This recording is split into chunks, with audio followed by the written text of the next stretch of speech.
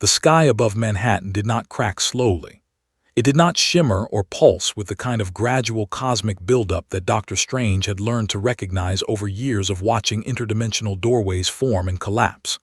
It simply split cleanly, like a piece of paper torn by an impatient hand, and out of the gap fell two people who had absolutely no business being in a universe that ran on cosmic laws, mystical constants, and carefully maintained power hierarchies. The instruments in the Avengers compound registered the event as an unclassified dimensional breach approximately 9 seconds before every piece of monitoring equipment SHIELD had pointed at New York's upper atmosphere went completely dark. Not damaged, not overwhelmed, just dark, as if whatever energy signature those two people carried did not want to be measured and had quietly declined to participate.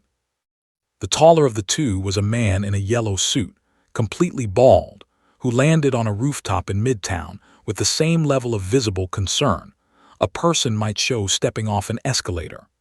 The shorter was a young woman in a black dress, floating several feet off the ground, green hair moving slowly around her head as she looked out at the skyline with an expression that made very clear she had already decided she did not like this place.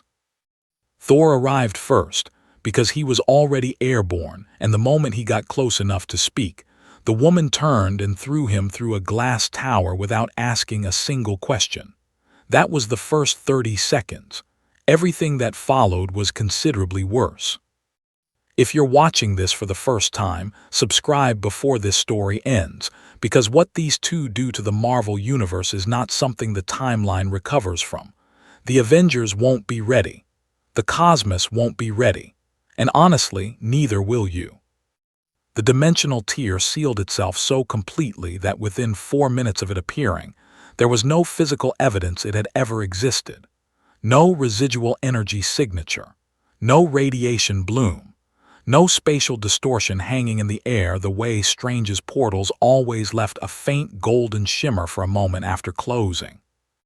The breach just stopped existing, and the two people it had deposited on a rooftop in Midtown Manhattan were left standing in a universe that was not their own, with no return address and no particular sense of urgency about that fact. Saitama looked around with the slow, unhurried attention of someone checking whether a convenience store was still open. He took in the skyline, the traffic noise coming up from the streets below, the distant sound of what might have been an alarm or a car horn, and he settled into a mild frown that communicated nothing stronger than mild inconvenience. He had no idea where he was. He recognized that he was somewhere unfamiliar, that the buildings looked slightly different from the ones back home, and that the air tasted faintly different in a way he could not name. None of this was dramatically concerning to him. He had once punched a man so hard the shockwave rearranged the cloud formations over an entire prefecture, and he had done it while thinking about whether he had enough eggs at home for dinner. A wrong universe landing was not going to be the thing that finally got him worked up. Tatsumaki landed 3 feet to his left, floating with her arms crossed and her green hair lifting and spreading slowly in a way that had nothing to do with the wind. She had taken stock of the situation faster than Saitama, and her assessment was already complete. Unknown location. Unfamiliar architecture, no immediate threat visible. She had marked 6 structural weaknesses in the 3 nearest buildings within her first 15 seconds of awareness, not because she intended to use them, but because that was simply how she processed an environment. She also noted the aircraft approaching from the northwest at high speed, because it was not subtle, and the people inside it were pointing a considerable amount of technology in their direction. The Quinjet that broke over the Midtown skyline had Tony Stark, Natasha Romanoff, and Thor aboard, which was the kind of response SHIELD assembled when the sensor network threw up a dimensional breach classification, and then immediately went silent. Maria Hill had issued the scramble order from the helicarrier with the particular tone of controlled urgency she reserved for events that didn't fit any existing category in their threat database, and she had been very specific. Assess, do not engage, report back.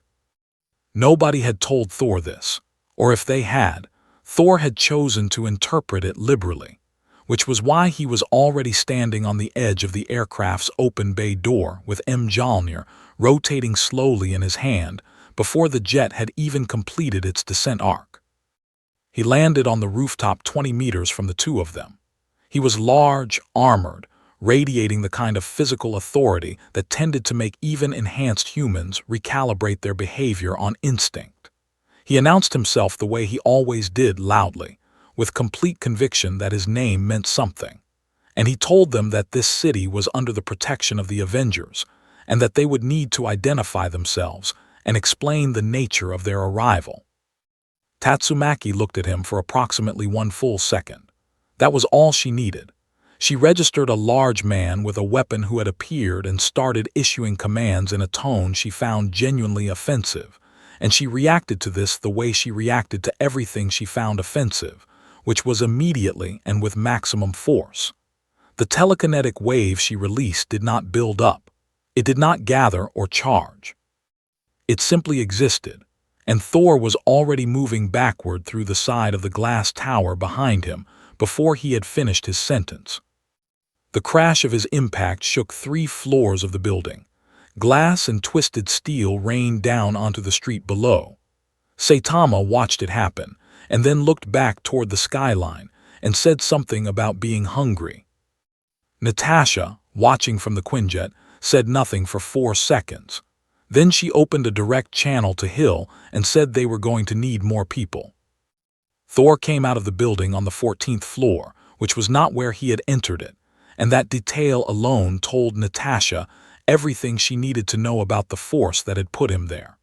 She had seen Thor take hits from things that bent the laws of physics, and he had always come back from them with the kind of controlled fury that meant he was recalibrating rather than retreating. What she was watching now was different. He was not recalibrating. He was genuinely processing the fact that a small, visibly irritated young woman had thrown him through a glass tower without charging up, without telegraphing, without any of the physical tells that enhanced combatants always produced before releasing serious force. There had been no warning. There had been no buildup. There had just been consequence. He pulled himself free of the structural column he had partially embedded himself in, descended to street level with Mjolnir carrying him down in controlled bursts, and immediately called lightning from the sky above Manhattan in a column wide enough to be visible from New Jersey. It was not a measured response. It was the response of someone who had been genuinely surprised and was expressing that surprise in the only language he fully trusted, which was overwhelming elemental force delivered without negotiation. The bolt came down on the rooftop where Tatsumaki was still floating, and the thunder that followed it shook windows across a 6-block radius. Tatsumaki was not on the rooftop when the lightning arrived. She had moved upward, casually, the moment she registered the atmospheric charge building overhead, because she had been reading battlefield conditions since she was a child, and a telegraphed lightning strike was not something that required her full attention to avoid. She let the bolt hit the roof, watched the concrete and steel surface blow apart in a spray of superheated debris, and then looked down at Thor with the specific expression she reserved for people who had tried something she considered embarrassing. She pulled every piece of debris from the destroyed rooftop together into a dense rotating mass above her head and threw the entire thing at him in one continuous motion. Thor blocked the debris cloud with Mjolnir and a barrier of redirected lightning, which was technically impressive, and under any other circumstances would have ended the exchange. But Tatsumaki was not done, because she was never done after one move. She had already taken hold of the structural skeleton of the building next to her, the actual load-bearing steel framework running through its core, and she was pulling it apart from the inside with the methodical precision of someone who had demolished larger things before breakfast on multiple occasions back home. The building did not collapse. She was controlling every piece as she extracted it, but it groaned at a frequency that made people on the street below stop walking and look up with the specific frozen body language of civilians who have realized something catastrophic is about to happen and have not yet decided which direction to run. Tony had deployed the armor the moment Thor went through the glass tower. He was in the air now, Friday, running threat assessments that were returning classifications he had never seen before, because the system was trying to categorize Tatsumaki's telekinesis, using the same parameters it applied to known enhanced individuals, and it kept arriving at output values that exceeded the top of its measurement scale. He came in from the north with repulsors charged and every non-lethal deterrent system active, broadcasting on all public and SHIELD frequencies simultaneously, telling both individuals to stand down and explaining that this did not need to escalate further. Saitama, who had at some point moved from the original rooftop to a different rooftop 2 buildings over, and was sitting on an air conditioning unit, eating a convenience store rice ball he had apparently found somewhere, looked up at the armored figure flying toward him and said that he was not doing anything. Tony scanned him, registered a human male with no detectable energy signature and no apparent enhanced physiology, and spent approximately 2 seconds genuinely confused about why this person was present at an interdimensional breach event. He redirected toward Tatsumaki, who was the active threat, and fired a repulsor burst calibrated to stagger an enhanced human without causing lasting injury. The burst hit Tatsumaki's psychic field and stopped, not deflected, not absorbed. It simply stopped moving forward, hung in the air for a moment like it had forgotten what it was doing, and then scattered sideways in 6 directions simultaneously. Tatsumaki looked at the armored suit with the patient, slightly contemptuous expression of someone who had just been shown a magic trick by a child and was deciding whether to applaud out of politeness.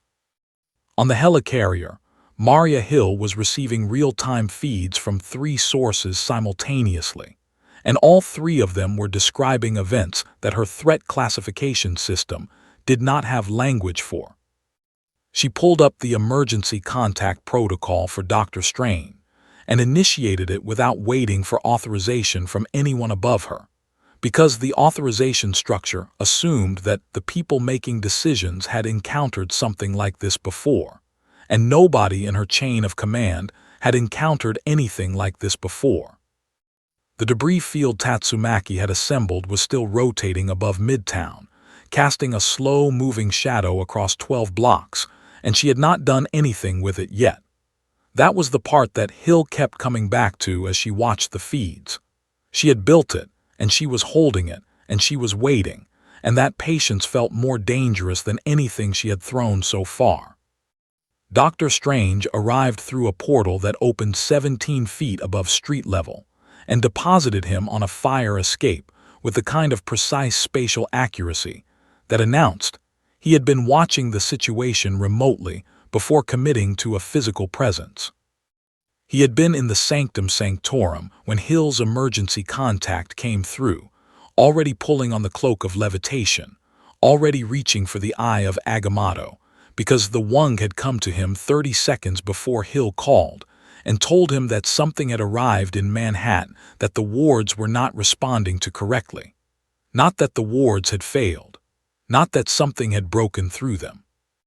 The wards simply were not registering the 2 new arrivals as anything the magical infrastructure of the sanctum knew how to classify, which was a problem Strange took more seriously than a direct assault, because direct assaults had categories and categories had responses, and what he was looking at right now had neither. He took his time ascending to a vantage point above the street, reading the situation with senses that operated on several layers simultaneously. He could feel the psychic energy Tatsumaki was projecting the way you could feel a sustained pressure change in a closed room, pervasive and structural rather than directional. And it was unlike any telepathic or telekinetic signature he had encountered across every dimension he had studied or visited. It did not draw from any mystical source he recognized. It did not connect to any ley line, any ambient magical field, any cosmic energy current running through the Marvel universe. It was simply hers, emerging from her and operating on the physical world with a directness that bypassed every layer of metaphysical infrastructure that normally governed how power worked here. He pushed the eye of Agamotto's perception outward toward her, and the eye gave him nothing useful, which had happened to him exactly twice before in his career, and both times it had ended with significant property damage and a long period of personal reevaluation. He turned his attention to Saitama, who was still sitting on the air conditioning unit, and had moved on from the rice ball to apparently inspecting a vending machine he had found on the rooftop, pressing the buttons in a mildly curious way to see what they did. Strange read him with every diagnostic technique he possessed, layering perception spells one on top of another, reaching through the fabric of reality itself to find the source or anchor or origin of whatever made this man what he was. He found nothing, not a suppressed signature, not a hidden anchor, not a cosmic grant or a mystical inheritance or an experimental enhancement. The man simply existed in a way that did not participate in the normal metaphysical accounting system that Strange used to understand how power moved through living beings. He was there. He was real. And the tools Strange had spent 15 years developing to understand reality could not locate a single thread to pull on. He descended to street level and approached carefully, projecting a calm he was not entirely feeling, and introduced himself. He addressed Tatsumaki first because she was the active threat, and because the rotating debris field she was maintaining above Midtown was currently casting a shadow over the block he was standing on, and he wanted to communicate that he had noticed and taken it seriously. He explained, with the measured precision he used when dealing with entities he had not yet categorized, that he understood they had arrived unexpectedly, and that he was not here to escalate the situation. Tatsumaki looked at him with slightly less contempt than she had shown Tony, which Strange recognized as a marginal improvement, and filed away. She told him that the armored one had fired something at her, and that the large one with the hammer had started it, and that she had not asked to be here and was not interested in being lectured by people whose power she could feel was considerably below her own. She said this last part in the tone of someone stating an observable fact rather than making a boast, which Strange found more unsettling than if she had been aggressive, because genuine confidence at that scale did not perform itself. Saitama had drifted over during the exchange, hands in his pockets, and he asked Strange if he knew where they were and whether there was a good place to eat nearby. Strange processed this question for a moment, because it was not the question a person asked when they had just been involved in an altercation with two Avengers that had put Thor through a building and stopped a repulsor blast in midair. He answered it because it seemed like the lowest-risk response available and told Saitama they were in New York City. Saitama said he had never heard of it and asked if the food was good. Strange said some of it was. Meanwhile, Tony had pulled back to a holding position 200 meters above the street and was transmitting everything Friday had captured to SHIELD analysts, who were running it through 7 separate threat classification algorithms simultaneously. Every algorithm returned the same result, which was that the female subject's power output had no reliable ceiling the system could identify, and the male subject had no detectable power output at all despite being present at a dimensional breach event, which meant either he was completely ordinary, which was statistically impossible given the context, or he was something the instruments could not measure, which the analysts were treating as the more alarming possibility. Steve Rogers was being briefed in real time on the helicarrier, studying the feeds with the focused patience of someone constructing a tactical picture from incomplete information. He noted that the woman had been provoked before she acted, that her responses were reactive rather than predatory, and that the man with her had shown no aggression whatsoever. He told Hill that they needed to stop treating this as a containment problem and start treating it as a communication problem, because containment had already failed twice in the last 8 minutes, and communication had not been properly attempted. Hill looked at the feeds, looked at the debris field still rotating above Midtown, and said he was probably right, but that they should not say the word containment out loud anymore, because it appeared to make the woman angry. Strange was still standing on the street, talking to both of them, trying to build a baseline of mutual understanding, while simultaneously running every background analysis he could sustain without visibly concentrating. He had one working hypothesis forming in the back of his mind, a hypothesis he was not ready to voice, yet because it had implications he needed to think through carefully. The hypothesis was simple. These two people had not arrived in the Marvel universe by accident, and they had not been sent here by any entity he recognized, and their power did not come from any source his universe contained, which meant his universe had not made them, which meant the normal rules his universe ran on had not made them either. And that meant the normal rules did not necessarily apply to them at all, in any direction, in any context, which was the kind of thought that made Strange very still and very quiet and very careful about his next move. Above them, the debris field continued its slow rotation, patient and enormous, waiting. The debris field came down, but not the way anyone was afraid it would. Tatsumaki lowered it piece by piece into a vacant lot 3 blocks east of the confrontation, stacking the twisted steel and pulverized concrete into a neat, compressed block the size of a shipping container, and she did it with the same casual precision a person might use to clear a table after dinner. It was not a concession. It was not a gesture of goodwill. She simply decided the debris was no longer useful as a statement, and that keeping it in the air was a waste of her attention, and so she put it down.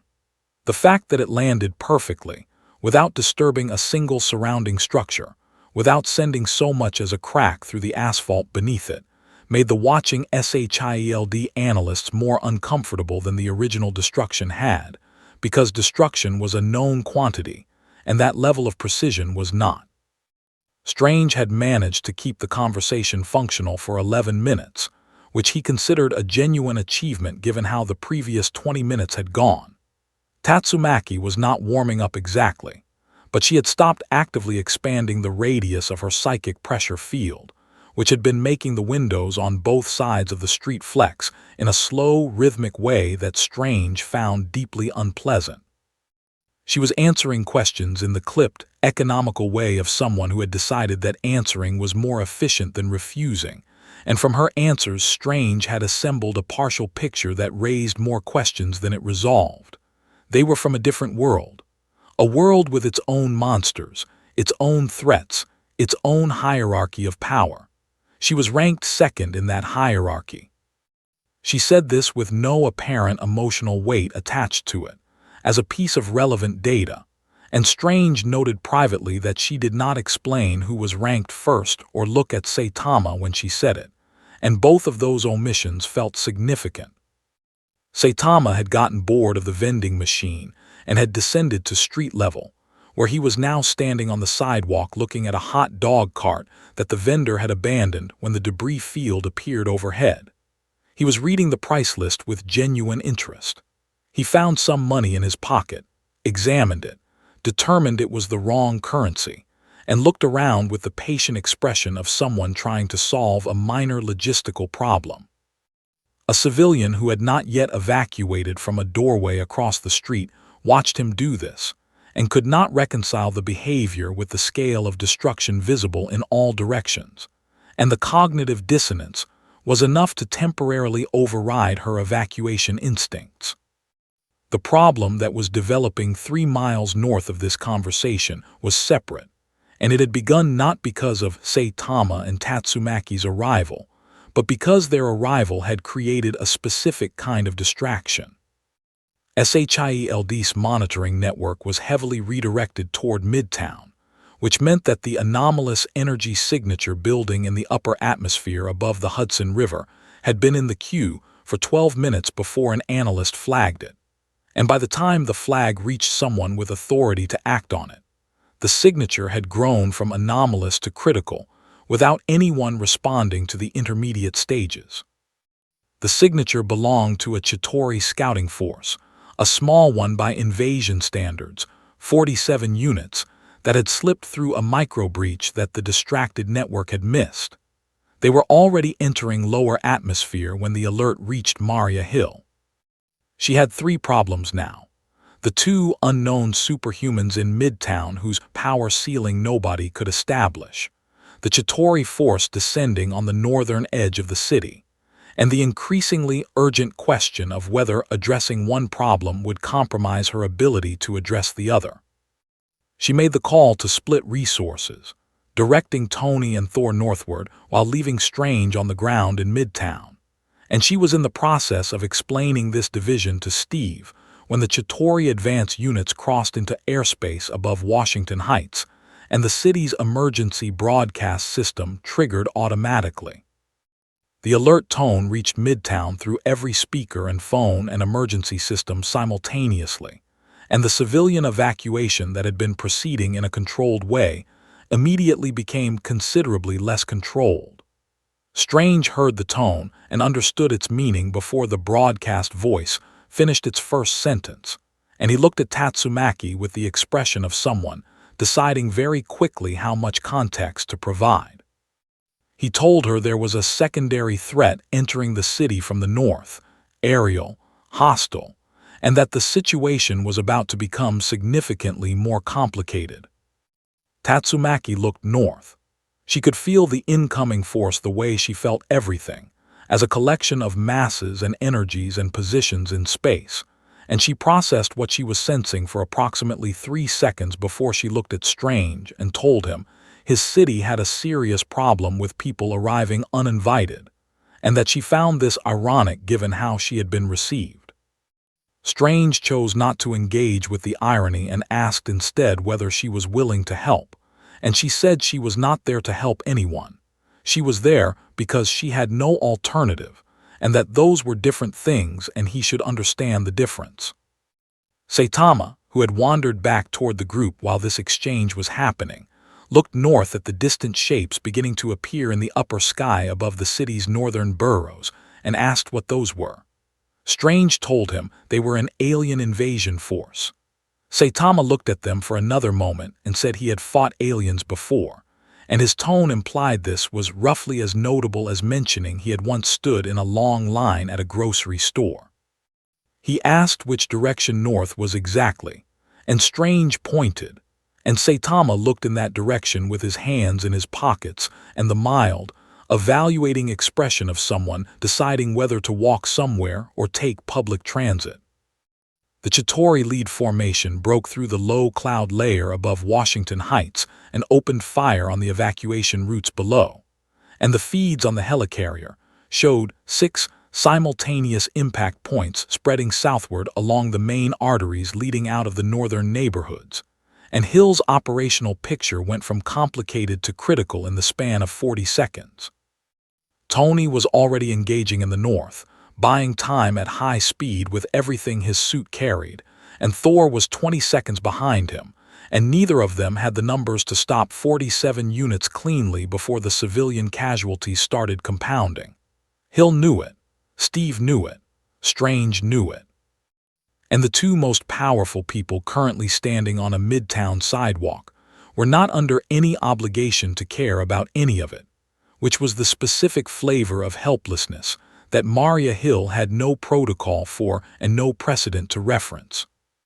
Tatsumaki rose 10 feet into the air without announcing she was going to, and began moving north at a speed that made the air crack behind her. Saitama scratched the back of his neck, looked at the hot dog cart once more with a brief expression of genuine regret, and then was simply not on the sidewalk anymore. Strange stood alone on the street for a moment in the sudden displaced wind their departures had left behind, and he said, quietly and to no one in particular, that he had no idea what was about to happen and that this was an extremely unfamiliar feeling.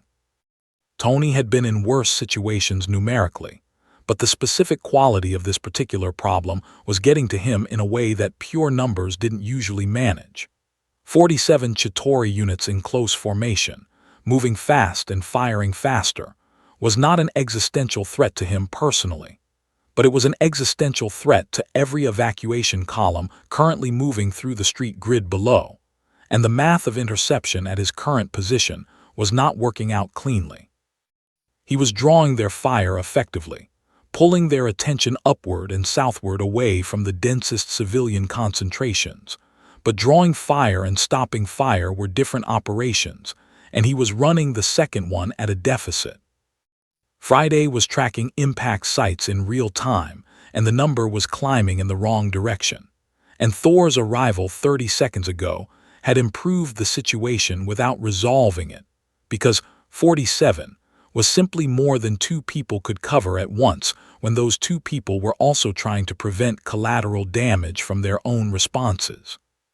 The Chitauri moved in the coordinated, semi-autonomous way they always did, which Tony had learned during the first invasion meant they were operating on distributed command logic rather than individual decision-making, and disrupting that logic required taking out the command tier units rather than the line units. But the command tier units were at the back of the formation, and getting to the back of the formation meant going through the front.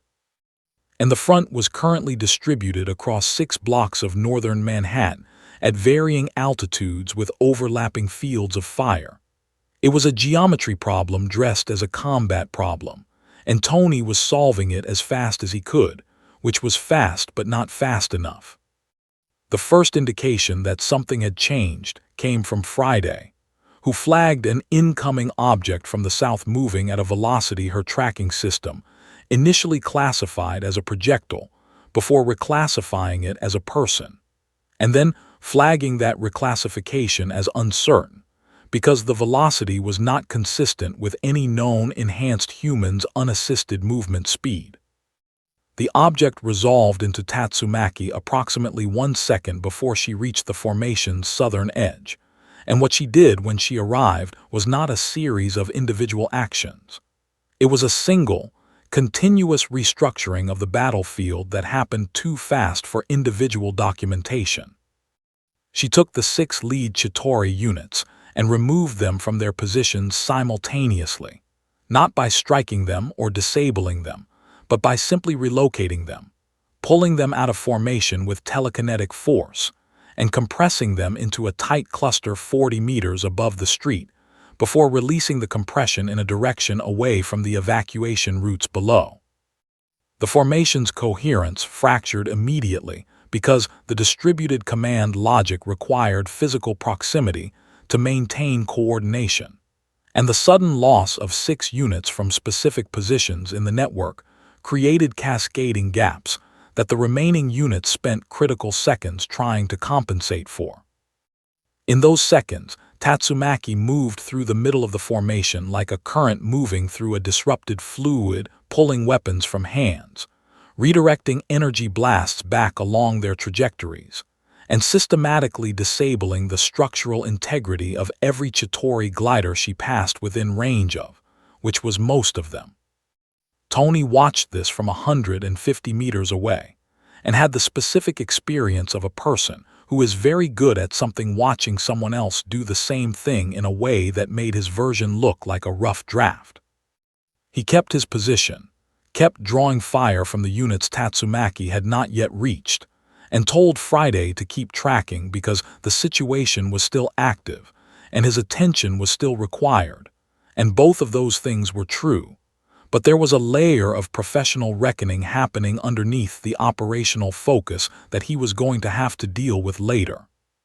Thor encountered Saitama for the first time as an ally rather than a threat when the man appeared at the northern edge of the formation, which was where the command tier units were concentrated, and Thor had been fighting his way toward them for 90 seconds and had not reached them yet because they were well defended and their defensive fire was serious. Saitama walked through the defensive fire, not around it, not through a gap in it. Through it in the sense that the energy blasts hit him and continued to exist as energy and heat and force, and none of those things translated into any effect on his forward movement whatsoever. He reached the first command tier unit and hit it with the same motion a person used to swat a fly, with the same level of visible effort, and the unit ceased to be a functioning object. He moved to the second one, then the third. His expression throughout was the expression of a person performing a task that is mildly necessary but not engaging enough to warrant full attention, like taking out the trash on a cold morning. Thor had stopped moving when Saitama walked through the defensive fire.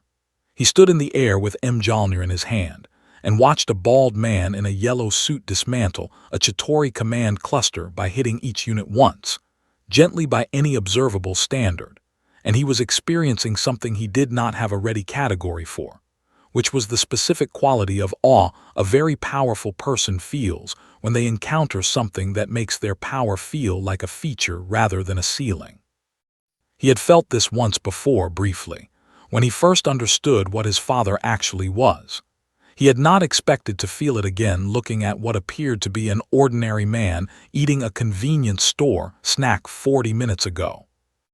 The engagement lasted 6 more minutes after Saitama reached the command tier, and it lasted that long only because Tatsumaki was methodically processing the remaining line units with the thoroughness of someone who did not leave loose ends rather than finishing quickly, because finishing quickly would have meant less precision, and less precision meant more risk to the streets below.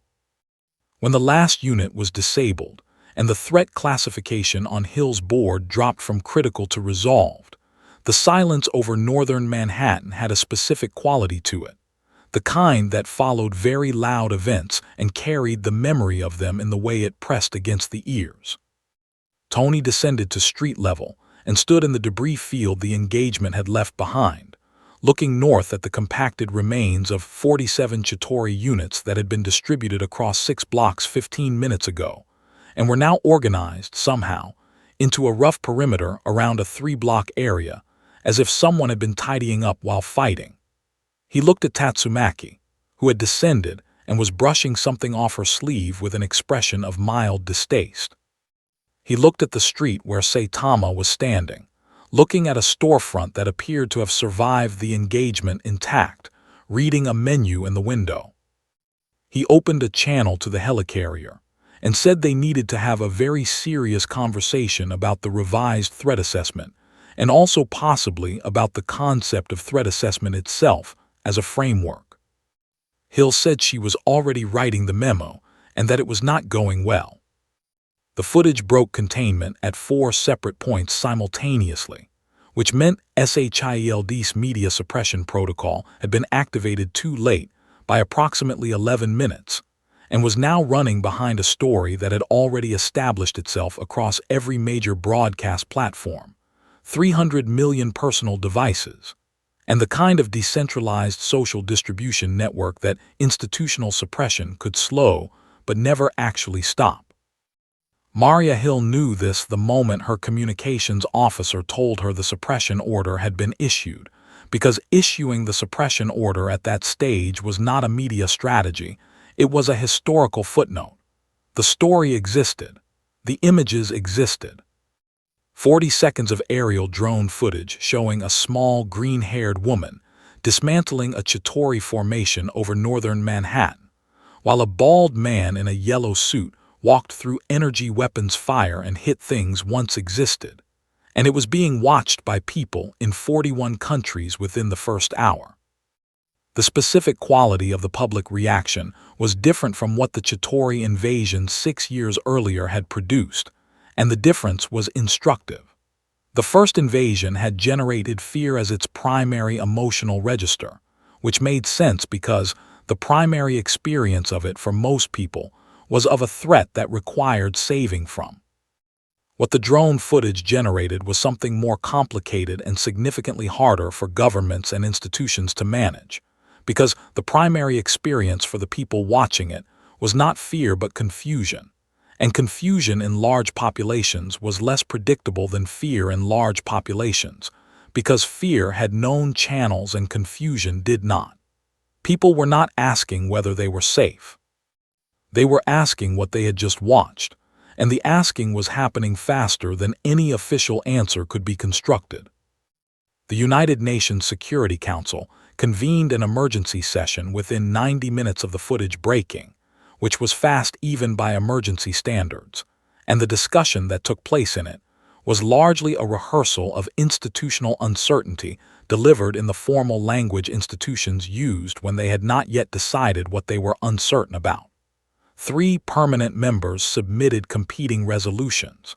None of the resolutions described the same problem. The session ended without a formal statement, which was itself a kind of statement, and the people who analyzed these things professionally understood what it meant.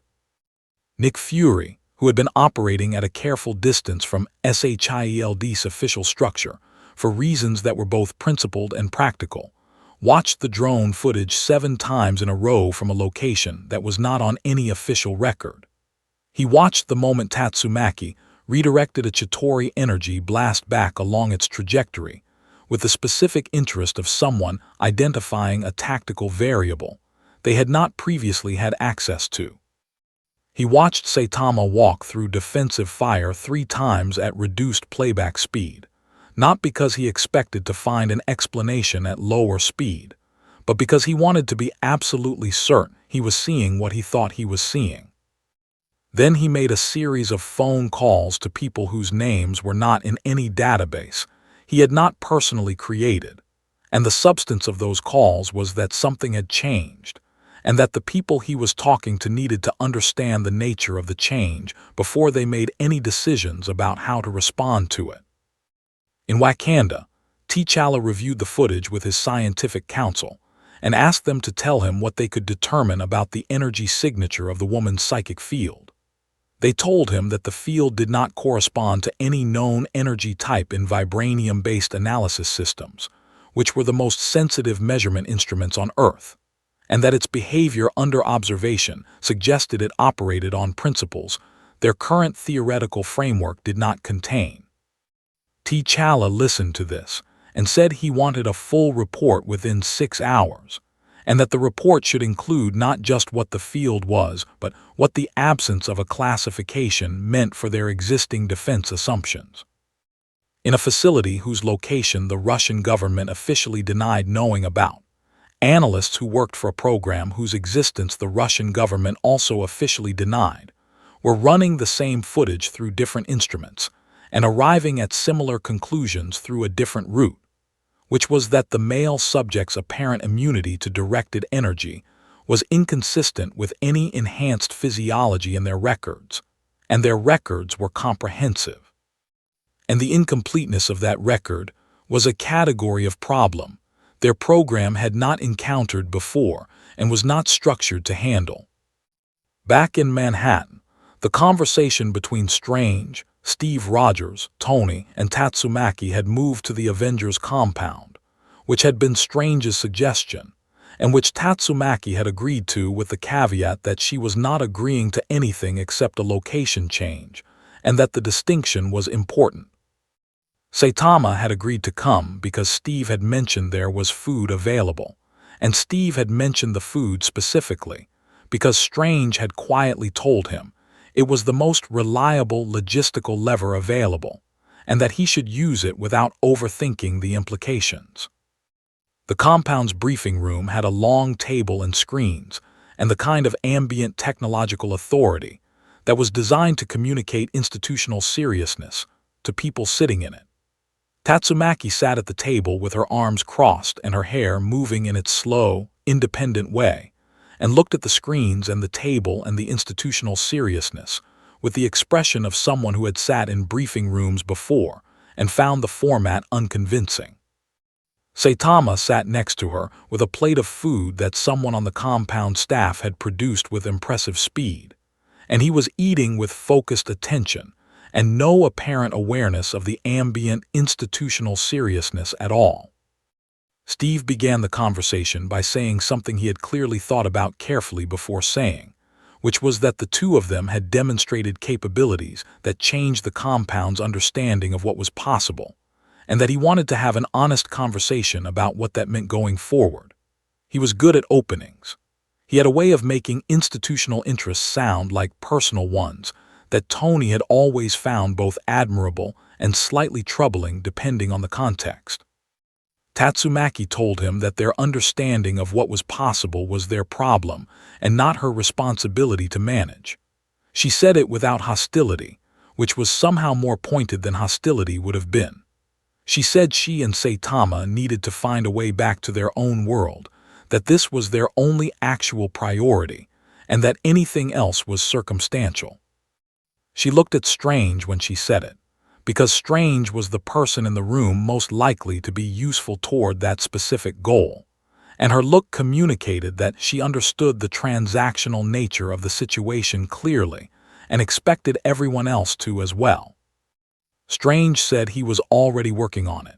He said it with the careful confidence of someone who was working on it but was not yet certain it was possible, and Tatsumaki heard the distinction in his tone because she was very good at hearing distinctions in tones, and her expression shifted slightly in a way that meant she had filed it away. Saitama finished his food, looked at the empty plate with mild satisfaction, and asked if there was more. Outside the compound, the world was continuing to watch the drone footage, and asking questions that nobody with access to real answers was ready to answer yet, and the gap between what was known and what was being said was widening at a rate that institutions were beginning to calculate and find alarming. The entity that became aware of the anomaly did not have a name in any human language, though the Asgardian records referenced something approximating its nature in a passage that most scholars had historically interpreted as metaphor rather than cosmology.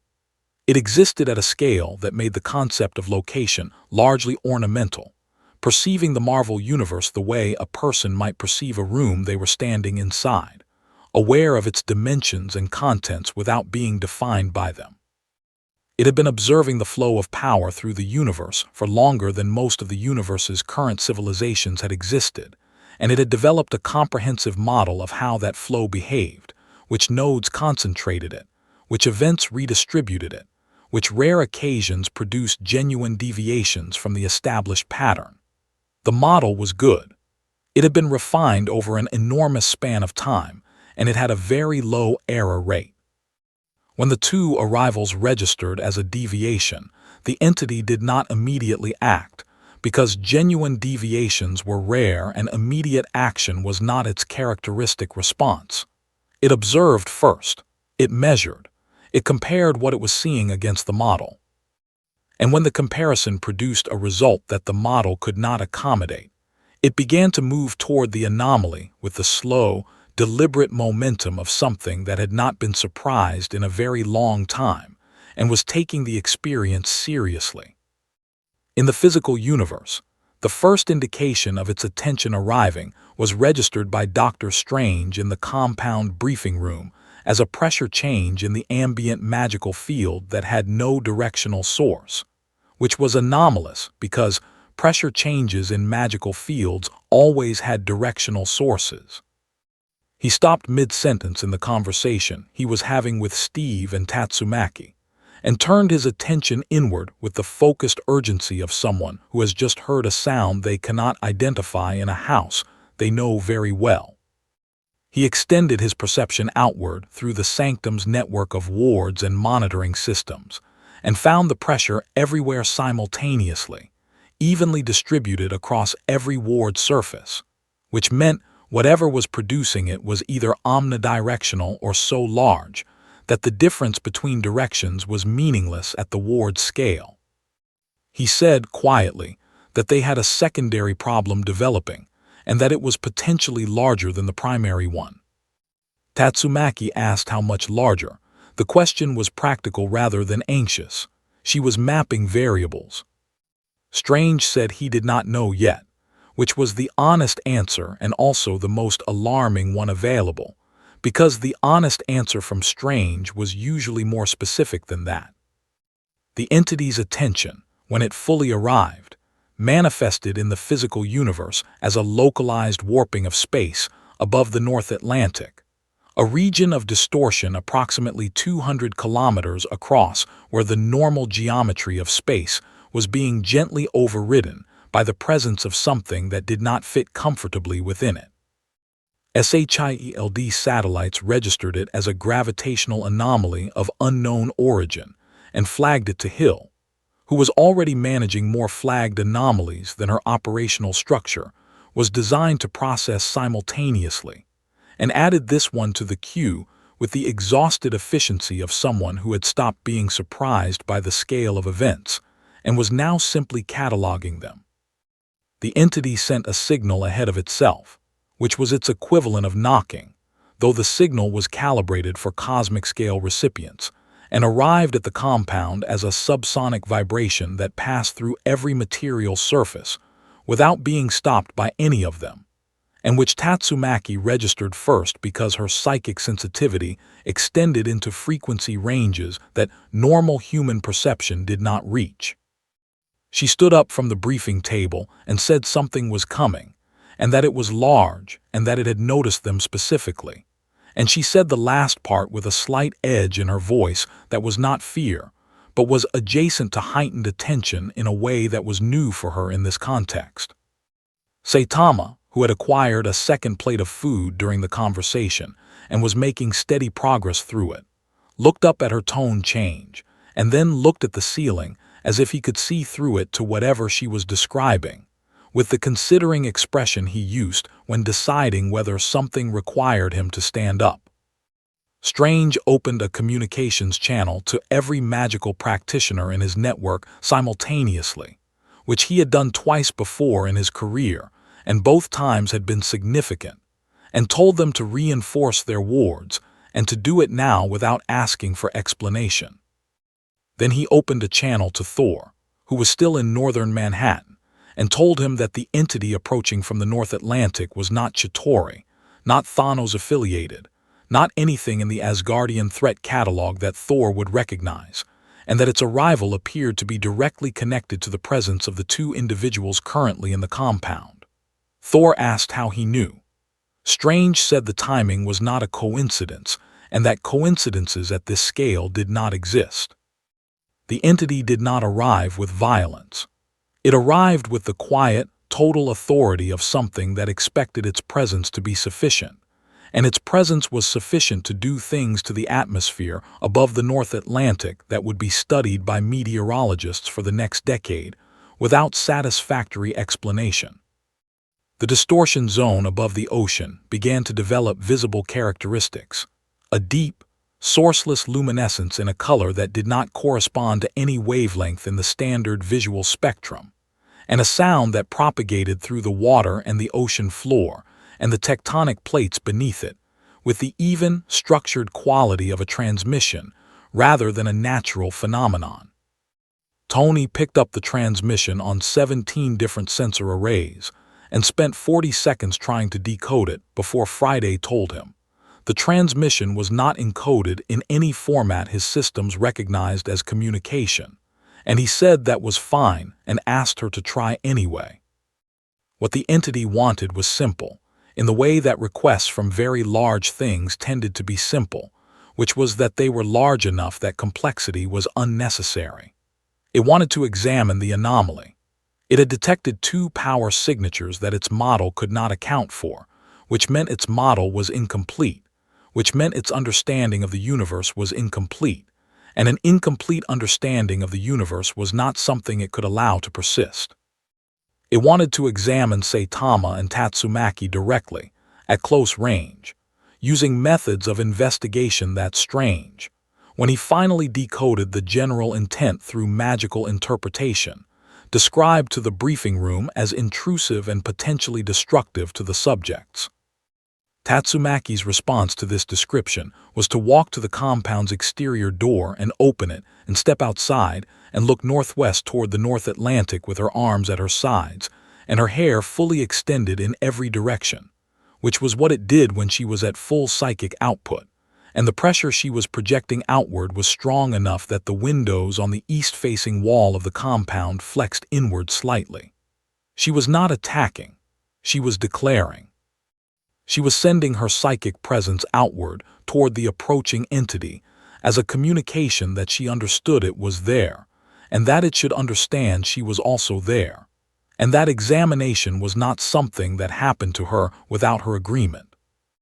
The entity paused.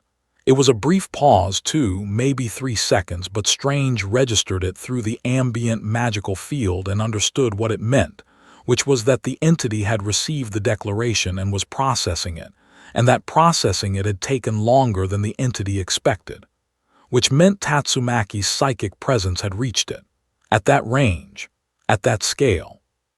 Strange stood in the compound doorway behind her, and revised his working hypothesis upward for the second time in 2 days. Saitama appeared beside him, still holding his plate, and looked northwest with a mildly curious expression, and asked if that was the thing she was annoyed at. Strange said yes. Saitama nodded slowly and kept eating. The entity chose to reduce itself, which was not a natural behavior for it, and which cost it something that did not have a name in any language, but functioned like effort in the way that effort functioned for smaller things. It compressed its presence down to a scale that could interact with physical matter at the human level, and the result of that compression arriving above the North Atlantic was a column of structured light and force approximately 300 meters tall that moved across the ocean surface toward the eastern seaboard at a speed that would have been terrifying if anyone watching it from a distance had been able to fully process what they were looking at. The weather systems it passed through reorganized themselves around it without the entity doing anything to cause that reorganization, the way water reorganizes around the hull of a ship, not because the ship pushes it, but because the ship's existence in that space makes certain arrangements impossible. SHIELD tracked it across the Atlantic. Hill had 3 separate strike packages prepared and had already decided not to deploy any of them because the engagement modeling had returned probability estimates for effectiveness that she was not going to read out loud in a room with other people in it.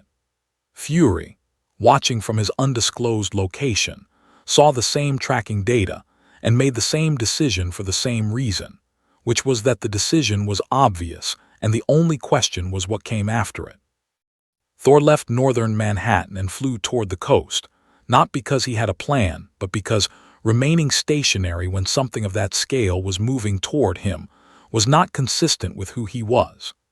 Steve asked Hill to get every available civilian evacuation asset moving within a 20-mile radius of the projected landing zone, which was the compound, and Hill said it was already happening and had been for 11 minutes.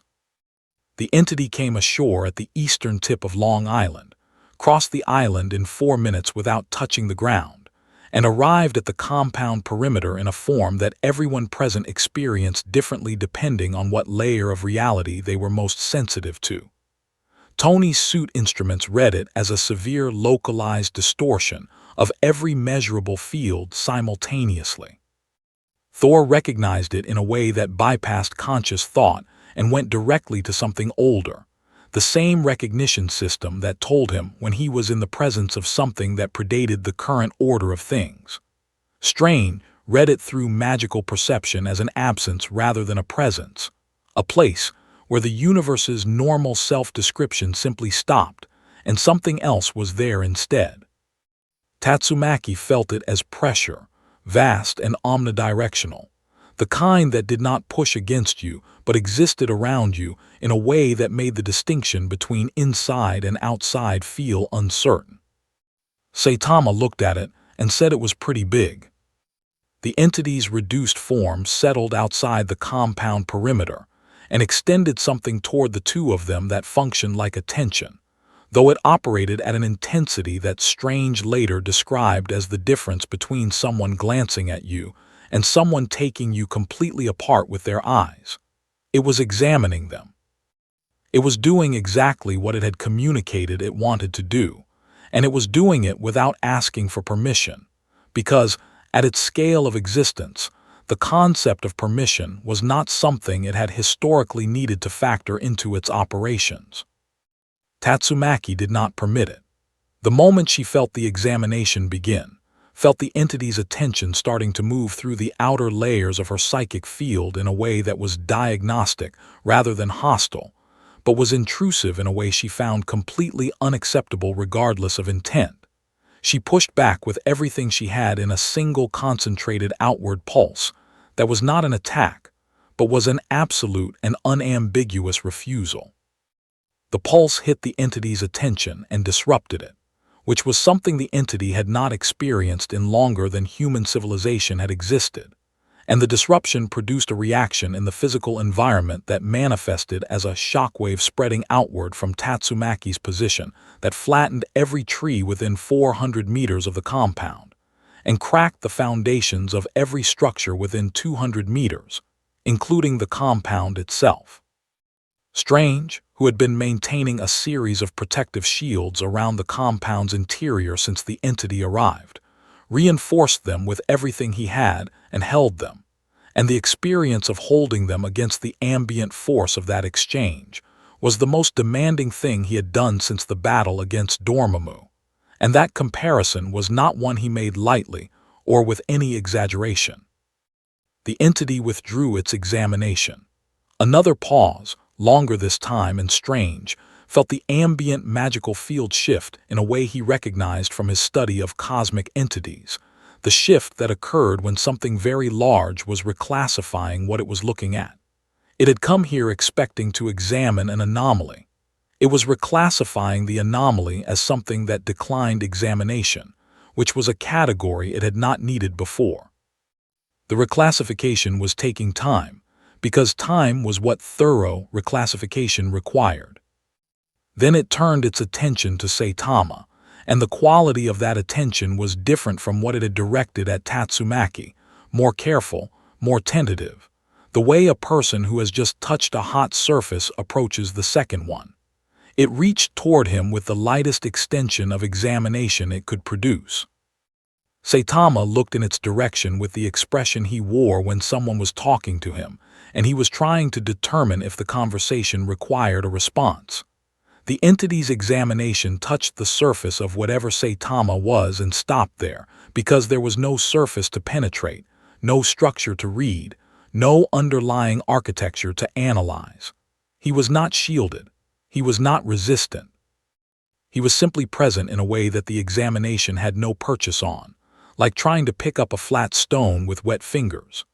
The entity tried again with more force and arrived at the same result with more force, and then it tried with considerably more force than that, and Saitama blinked once slowly, and asked Strange if the glowing column was trying to do something to him, because it felt kind of weird, and he wanted to know if he should be doing something about it. Strange said he honestly did not know. The entity's examination had now failed against both subjects, one through active resistance and one through passive incompatibility, and it was in a state that it would not have described as confusion because it did not use that word for itself, but which functioned like confusion in every meaningful way. It had come here to fill a gap in its model. The gap was larger now than when it arrived. It extended its presence to its full compressed scale, all 300 meters of structured light and force, and it communicated something that Strange translated through magical interpretation over the next 90 seconds as a question, specifically. A question about what they were and where they had come from and what system had produced them. Strange relayed the question to Tatsumaki, who said she was not going to answer questions from something that had just tried to take her apart without asking. Strange relayed this response to the entity as diplomatically as the translation allowed. He then relayed the same question to Saitama, who thought about it for a moment with genuine consideration and said he was just a hero as a hobby. Strange relayed this. The entity was still for a long time after that, longer than it had been still since arriving. The ambient magical field around the compound settled into a pattern Strange had never seen before and would spend considerable time afterward trying to document.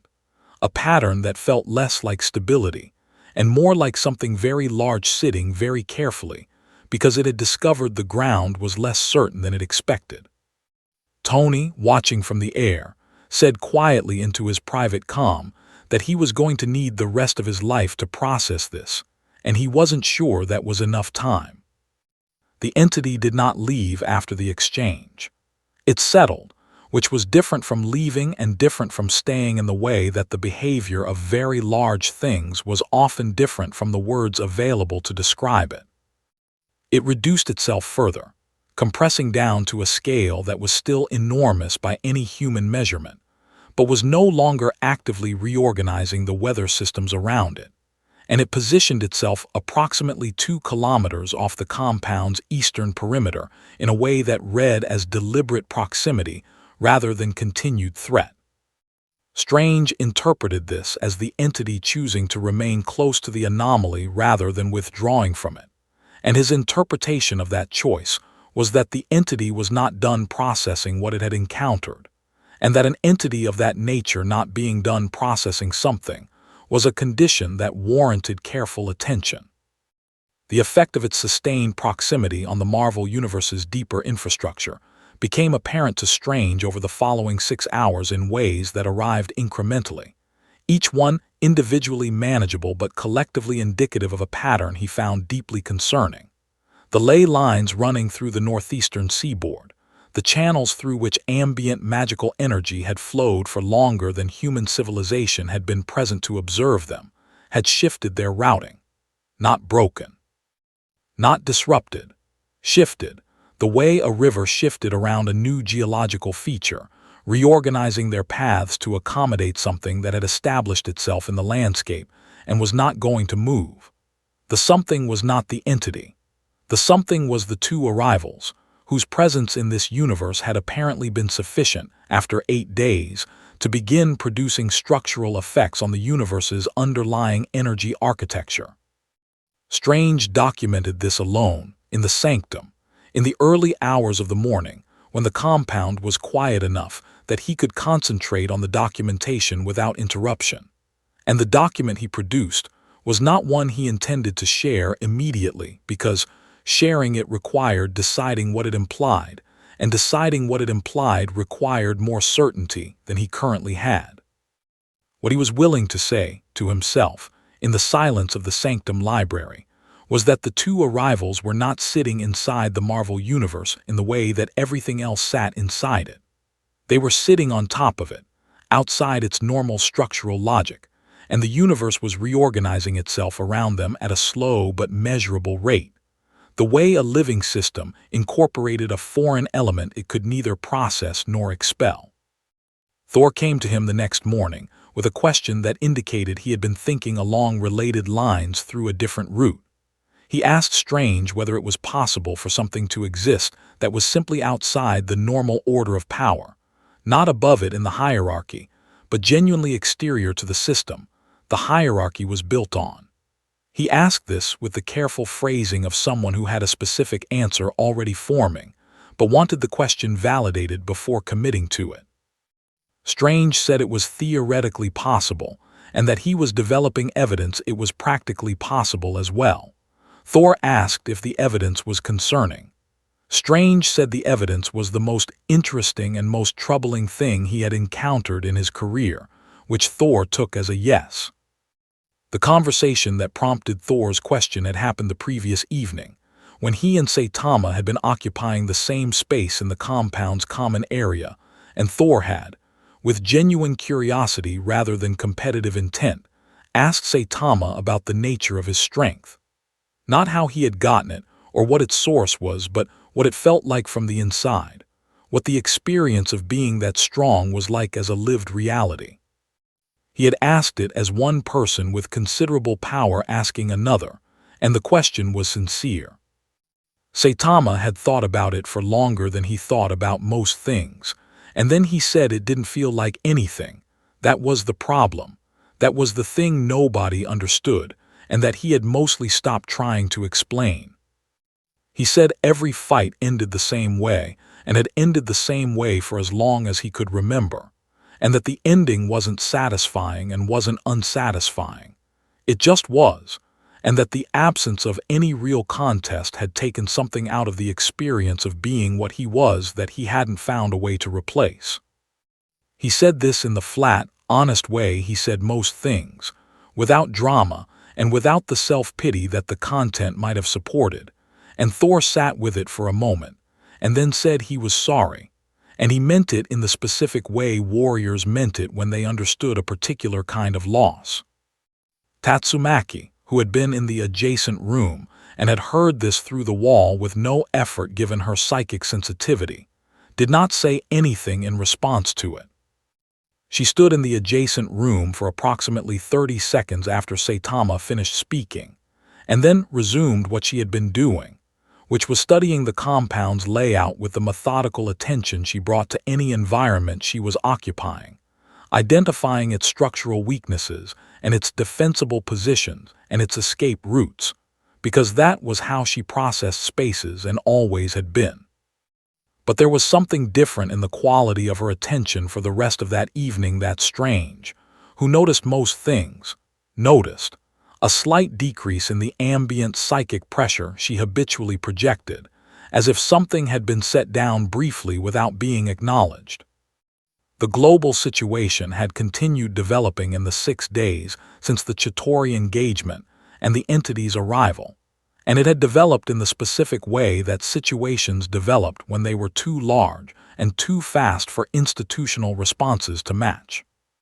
3 governments had independently attempted surveillance operations against the compound, 2 using conventional technology, and 1 using a method that Strange would not have expected them to possess. And all 3 had failed in different ways that corresponded neatly to Tatsumaki's apparent awareness radius, which had turned out to be considerably larger than the compound's physical perimeter. She had not destroyed the surveillance assets. She had simply returned them to their points of origin, intact, with the kind of precise reverse trajectory that made the message unmistakable without requiring any explicit statement.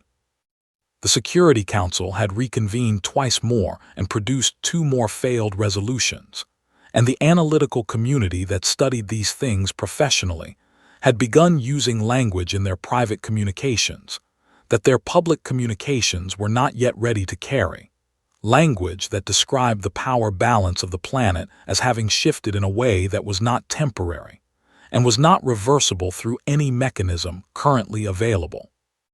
The entity sitting 2 kilometers off the compound's eastern perimeter had become a permanent fixture in the satellite data, an anomaly that every space agency on Earth was tracking, and none were publicly discussing, and its presence there had begun to produce secondary effects on the behavior of other cosmic entities operating at the universe's outer edges, a cautious redistribution of attention toward the anomaly that Strange read as the beginning of a much larger convergence.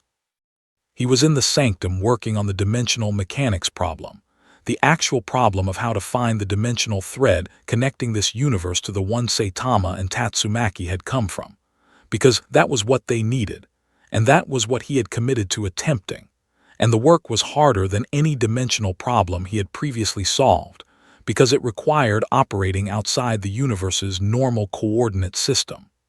The universe had a coordinate system for everything inside it.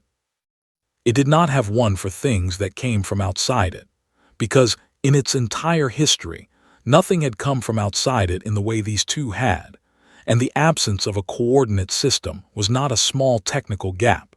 It was a foundational absence that required him to build the framework before he could use the framework, which was the kind of problem that took time he was not certain they had.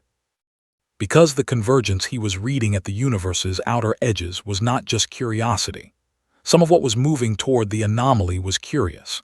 Some of it was something else, the category of cosmic attention that did not observe but tested, that did not study but challenged, that had heard there was something in this universe that the normal rules did not apply to, and had decided that the normal rules were its to apply, and that the exception required a response. Strange closed his documentation file, looked at the sanctum ceiling for a moment, and went to find Saitama and Tatsumaki, because there were things they needed to know, and some of those things were going to require having a conversation he had been delaying because he had not wanted to have it before he was ready, and he was not going to be ready, and delay was no longer the option it had been. Strange found them on the compound roof, which had become their default location during the days they had spent in this universe, partly because it provided unobstructed sightlines in every direction, which Tatsumaki preferred on principle, and partly because Saitama had discovered that a maintenance worker left a folding chair up there on Friday afternoons and had quietly adopted it as his own. Tatsumaki was floating, as she usually was, moving slowly in a small circuit above the rooftop's eastern edge with her hair extended, and her eyes open but focused inward in the way that meant she was reading the ambient environment rather than looking at anything specific. Saitama was in the folding chair with his arms folded across his chest, and the expression of someone who had been thinking about something mildly interesting for a while, without arriving at a conclusion. Strange came up through the rooftop access door and stood for a moment taking inventory of the sky in every direction, because the thing he needed to tell them required a current assessment of how much time the telling had left before it became irrelevant. The answer was not as much as he would have preferred. There were 3 separate signatures at the outer edges of his detection range that had not been there 12 hours ago, and 2 of them he recognized, and 1 he did not. And the one he did not recognize was the one he was most concerned about because unknown signatures at cosmic scale tended to represent things that did not need to announce themselves before arriving. He told them what he had been documenting for the past 6 days. He laid it out in the plain, sequenced way he used when the information needed to be received clearly rather than impressively, explaining the ley line shifts, the convergence at the outer edges, the reclassifications he had been tracking in the behavior of cosmic entities that had registered their presence. He explained that the universe they were currently occupying had a power structure, and that the power structure had noticed them, and that noticing at that scale was not a neutral event but a process that generated responses, and that some of those responses were already in transit. He said this without editorializing and without softening it, because both of them were people who processed direct information better than managed information, and he had figured that out within the first 2 days. Tatsumaki listened without interrupting, which was not her default mode but which she adopted when information was operationally relevant, and she needed all of it before she could begin forming a response. When Strange finished, she asked 2 questions in rapid succession, the first being how long before the incoming signatures arrived, and the second being whether his dimensional solution was close enough to matter. Strange said the first answer was somewhere between 6 and 18 hours, and he could not be more precise than that. And the second answer was that he was close but not close enough yet, and that 6 hours was not enough and 18 might be. She received both answers with the flat efficiency of someone updating a tactical map, and went back to her slow circuit above the rooftop's edge without commenting further. Saitama asked Strange if the things coming were strong. Strange said that by any conventional measure, they were among the strongest things in the universe. Saitama said okay and looked back at the sky. The first arrival came 9 hours later, which fell between Strange's estimates in a way that was not reassuring given that the uncertainty itself had been the alarming part. It announced itself not with a physical manifestation, but with an effect, a localized reversal of causality in a 30-kilometer sphere centered on the compound, inside which effects began preceding their causes by fractions of a second, which was enough to make every piece of technology in the affected zone behave in ways that ranged from erratic to completely non-functional. Tony's suit ran a self-diagnostic that returned results from 11 seconds in the future, which would have been useful under different circumstances, and was currently deeply disorienting. Strange's wards responded to the incursion on a delay that corresponded exactly to the causal reversal, which meant his defensive responses were always arriving slightly after the moment they were needed, and the experience of fighting that offset was like trying to catch something that had already landed. The entity behind the effect did not have a physical form in the way the previous one had chosen to present one.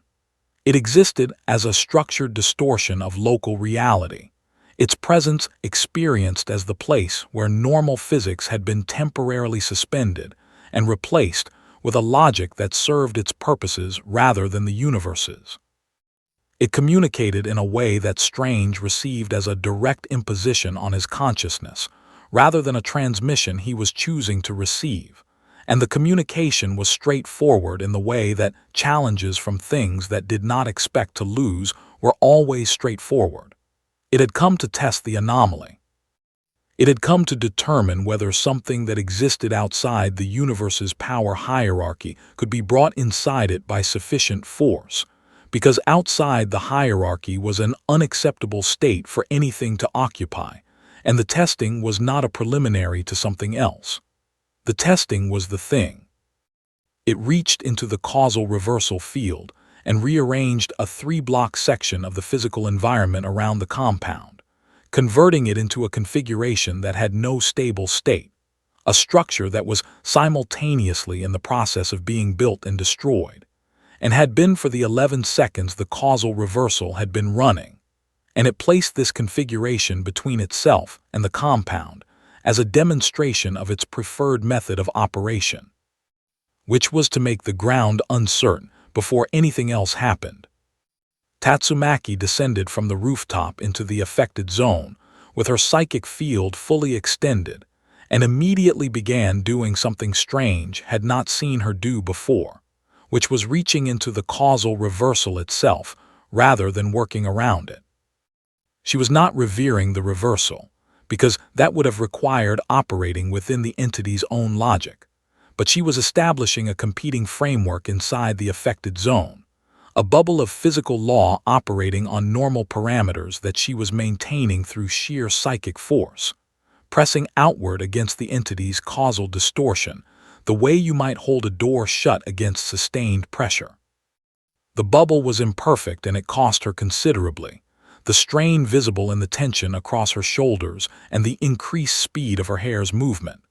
But it was there, and it was holding, and it was something the entity had not expected, because maintaining a localized physics framework against an active causal reversal was not something the entity's catalog of encountered abilities contained.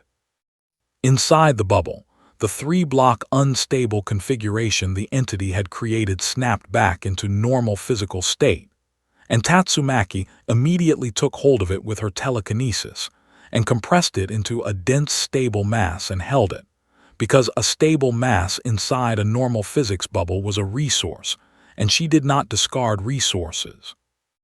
The entity pushed harder on the causal reversal. The bubble contracted. Tatsumaki pushed back and stopped the contraction but did not reverse it, and the two of them held that equilibrium for 47 seconds, which was long enough for Strange to observe that Tatsumaki's capacity to maintain a competing physical framework against a cosmic-scale causal distortion was genuinely without a ceiling he could identify, but also that the entity's causal reversal was not something she could undo, only contain. And containment at that cost was not a sustainable strategic position. Saitama walked into the causal reversal field from the compound's north entrance and through the 11-second offset zone, and across the 3-block area that had been an unstable configuration and was now a compressed mass, and he walked with his hands in his pockets and the slow, unhurried pace of someone crossing a parking lot. The causal reversal attempted to apply its logic to him, and could not find purchase for the same reason the previous entity's examination had found no purchase, which was that whatever Saitama was did not interact with the universe's logical framework in a way that allowed the framework's disruption to affect him. He walked through the reversal zone the way he walked through everything, which was forward. He stopped in the approximate center of the affected area, looked around at the distorted space surrounding him, and then looked in the direction the entity was coming from, which he located not through any enhanced perception, but simply by looking at where the distortion was most concentrated, the same way you could find a drain by watching which way water moved. He raised his right hand. The entity registered this and redirected its full force toward him in a single concentrated application, compressing the causal reversal to a point specifically around the bald man in the yellow suit, standing in the middle of its carefully constructed uncertainty. The punch Saitama threw produced a shockwave that exited the causal reversal field in every direction simultaneously, traveled through the entity's distortion framework, and did not stop when it reached the entity. Strange registered the moment of contact through every perception he had available as a single, complete event with no internal complexity, a before and an after with nothing measurable in between, and the after contained neither the causal reversal nor the entity that had been producing it. The 30-kilometer affected zone snapped back to normal physical law in the same instant. The 11-second causal offset that had been making Tony's suit return results from the future stopped, and Friday said she was recalibrating and asked if something had happened, and Tony looked at the readout for a long moment before saying that yes, something had happened, and that he was going to need to sit with the specifics of it for a while before he could characterize it accurately. Tatsumaki lowered her arms slowly, releasing the competing physics framework she had been maintaining, and the relief of releasing it was visible in her posture for approximately 2 seconds before her posture returned to its normal configuration. She looked at the space where the entity had been and then at Saitama, who was walking back toward the compound with the same pace he had used going out, and she said nothing, but she watched him walk back, and there was something in the watching that had a different quality from her usual assessment of the environment. Strange stood on the rooftop and looked at his detection range, and counted the remaining signatures, and understood that what had just happened had not resolved the convergence. It had intensified it, because the things at the universe's outer edges had just registered the removal of one of their number by a single punch from an apparently ordinary man in a yellow suit, and the universe's power hierarchy had just received the clearest possible data point about what the anomaly actually was. 2 signatures remained, and they were moving faster now. Strange had 4 hours between the removal of the first entity and the arrival of the next 2 signatures, and he used all 4 of them in the sanctum's deepest working space, the room below the library that had no windows and no ambient light except what the active spell work produced, pushing the dimensional solution as hard as he had ever pushed any single piece of magical engineering in his career. He was building a coordinate system from first principles, constructing a framework for locating a universe that his universe had no existing reference point for, and he was doing it with the specific focused desperation of a person who understood that the math had a deadline, and that the deadline was not abstract. Wang sat across from him and handled the subsidiary calculations and the reference lookups and the stabilization of the working framework when Strange's concentration moved to a new section, and neither of them spoke except in the clipped, technical language of people doing precise work under time pressure. At the end of the 4 hours, Strange had something that was not a solution, but was the structure within which a solution could exist, which was further than he had been and not as far as he needed to be. And he acknowledged this to himself with the practiced clarity of someone who had learned that honest assessment was more useful than optimistic assessment, regardless of how the honest assessment felt. The 2 remaining signatures arrived together, which Strange had not anticipated and which changed his operational picture significantly. Entities of that tier moving in coordination implied a level of communication and shared purpose that was unusual, and unusual at cosmic scale meant something deliberate rather than coincidental.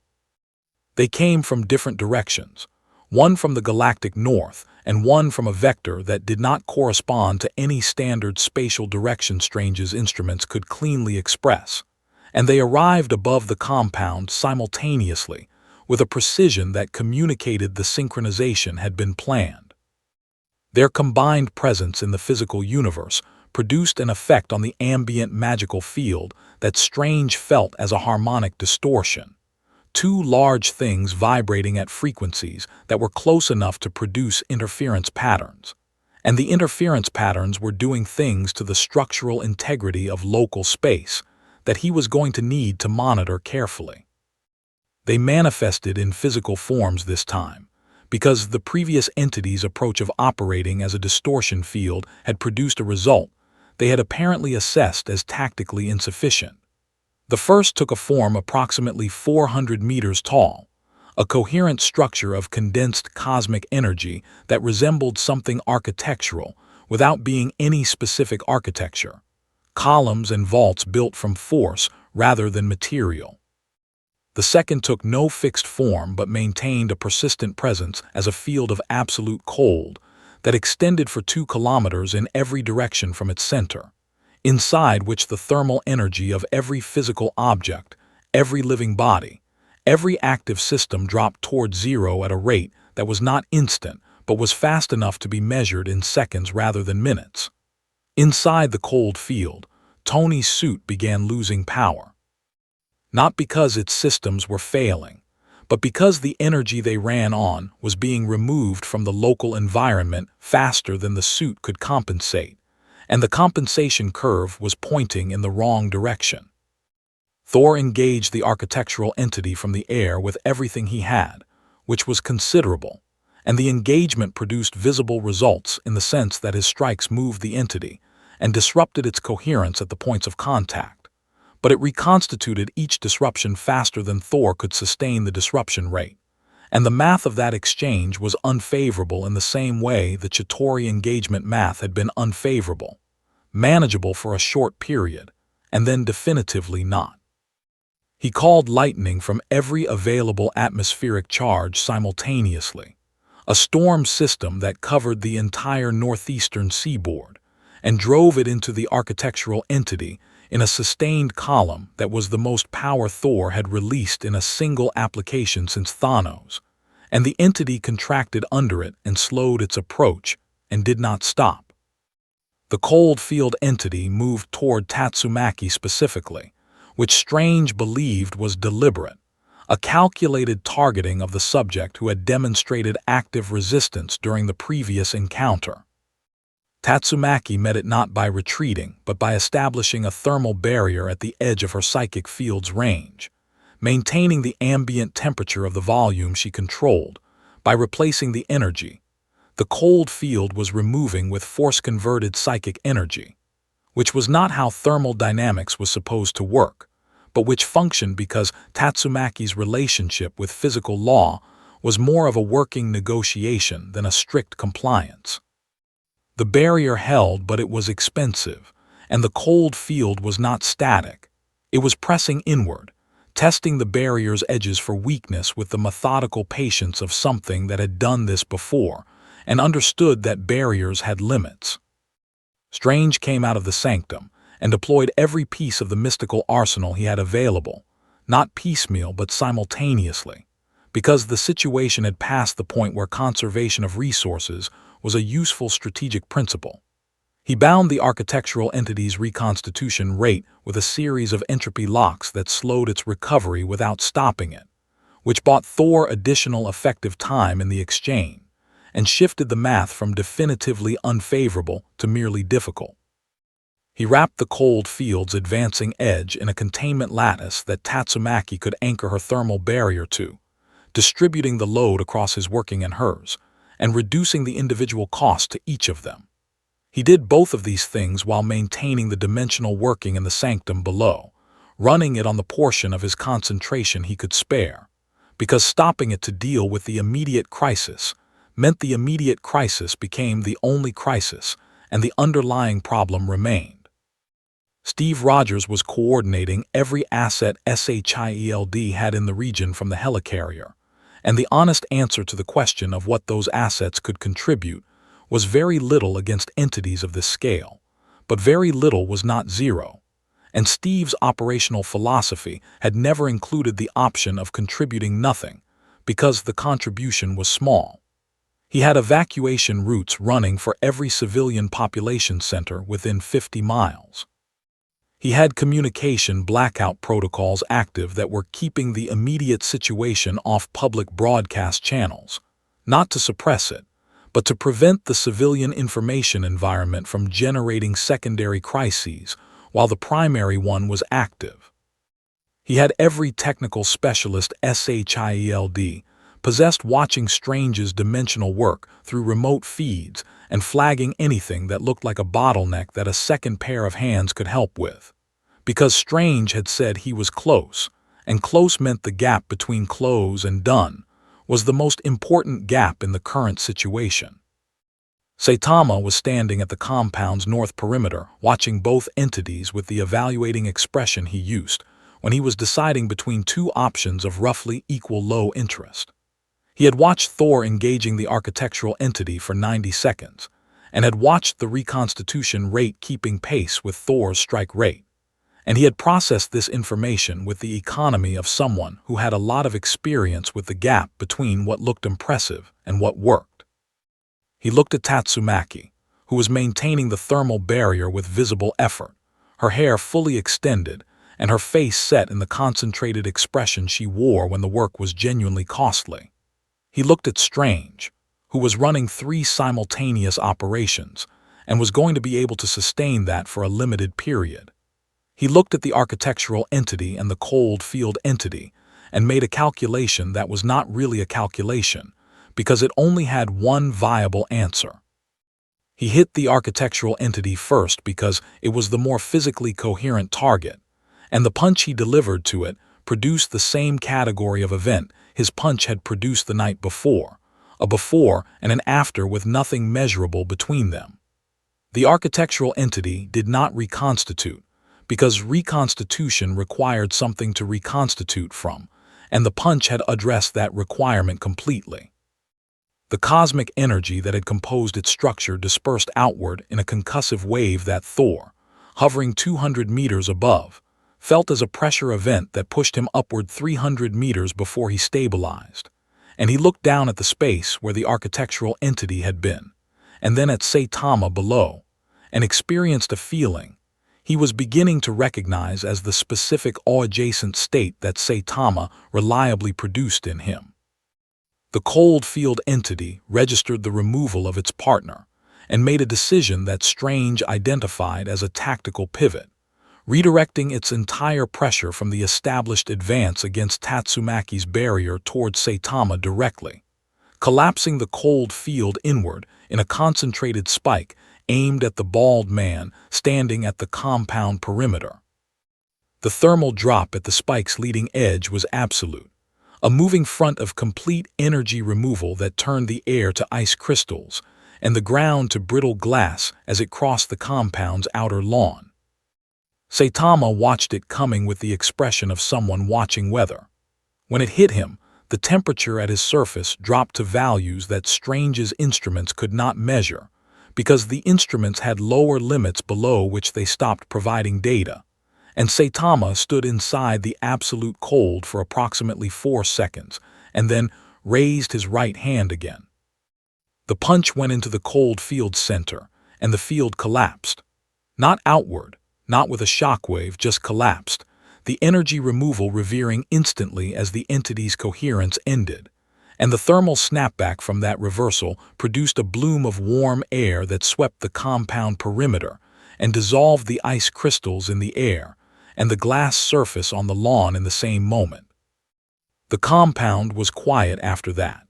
The harmonic distortion in the ambient magical field that the two entities' combined presence had been producing stopped, and the sudden absence of it had the specific quality that silence had after sustained loud noise, a presence rather than an absence, something you noticed because it had been replaced. Tatsumaki lowered her arms and released the thermal barrier and breathed out once, slowly, and then looked at Saitama with an expression that lasted approximately 3 seconds before she replaced it with her default one. And what was in those 3 seconds was something Strange noted carefully and chose not to comment on.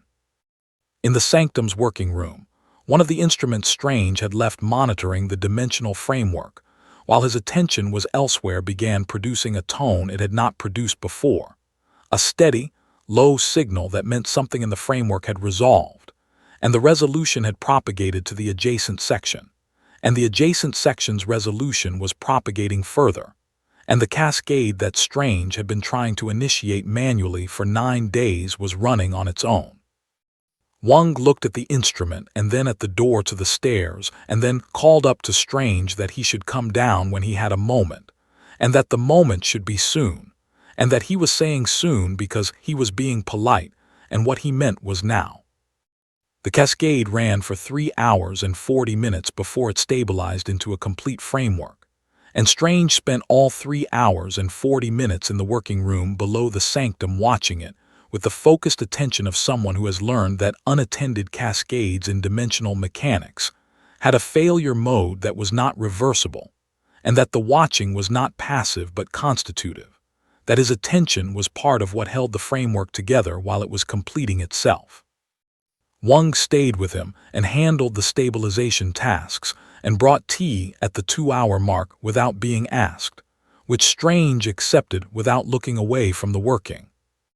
At 3 hours and 38 minutes, the framework produced a coordinate, a single precise location in the dimensional topology of the multiverse that corresponded to a universe with the specific structural signature Strange had been searching for, and he recognized it not because he had been there, but because it matched the absence in his own universe's self-description with the exactness of a key matching a lock. He came upstairs and went to find Saitama and Tatsumaki, and he found them on the roof again because that was where they always were. Tatsumaki in her circuit above the eastern edge and Saitama in his adopted folding chair. The sky above the compound was clear, which it had not been reliably since the entities began arriving, and the specific quality of the clearing felt like the universe exhaling something it had been holding, though Strange was too careful a thinker to put much weight on felt qualities in his professional assessments. What he could put weight on was that his instruments showed no incoming signatures at any detection range, which meant the convergence had stopped, and he had a working theory about why it had stopped that he needed to verify, but that was consistent with everything he had observed over the past 11 days. He told them the framework was complete. He told them he had a coordinate. He told them that opening a passage to their universe from this one was going to require more energy than any single mystical working he had previously attempted, and that he was going to need time to prepare and assemble the resources for it, and that his estimate was 24 hours.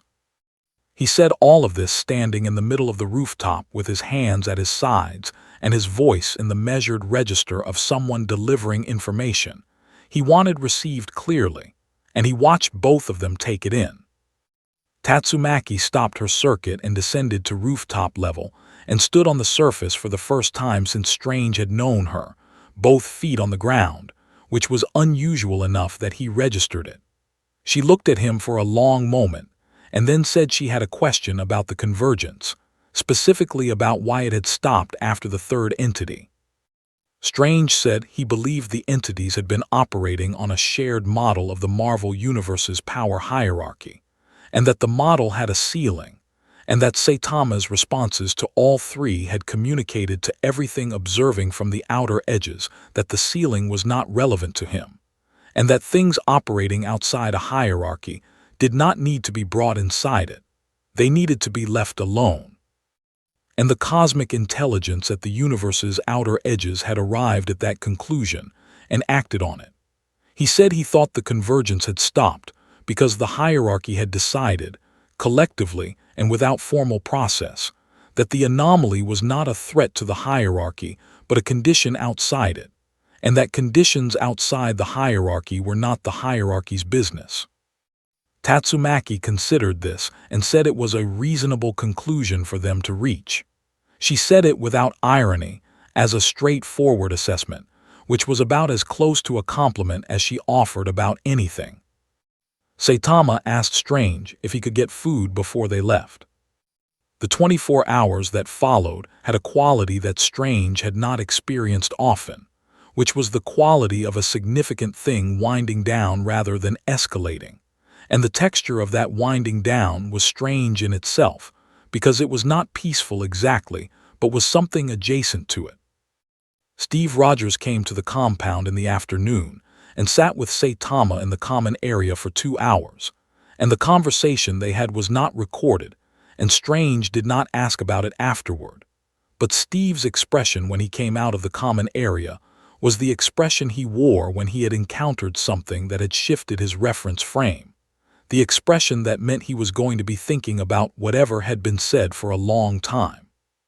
Tony ran a final set of scans on both of them with every instrument the compound possessed, and produced a document that he described as the most useless piece of data in human history, because every number in it was either zero or undefined, and a document full of zeros and undefined values was technically complete and practically meaningless.